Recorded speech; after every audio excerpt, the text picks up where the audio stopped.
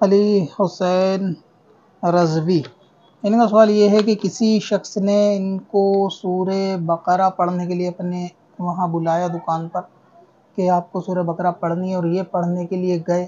پڑھنے کے بعد اس شخص نے جو ہے ان کو 200 روپے دیے، تو انہوں نے اس سے پوچھا کیا یہ قرآن پاک پڑھنے کے پیسے؟ تو انہوں نے کہا نہیں، تو کیا یہ پیسے لینا ان کے جائز ہے یا نہیں؟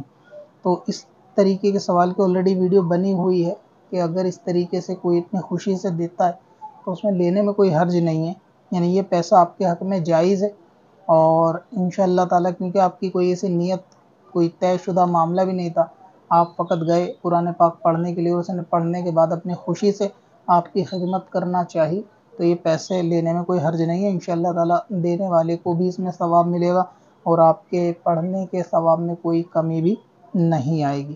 اب اپنی ضرورت کے لیے آسان وظیفہ تلاش کرنا ہوا اور بھی آسان۔ وزٹ کریں wazifa.sbswarsi.com پر اور اپنی دین و دنیا کی بھلائی کے لیے پائیں ڈھیروں آسان وظیفے۔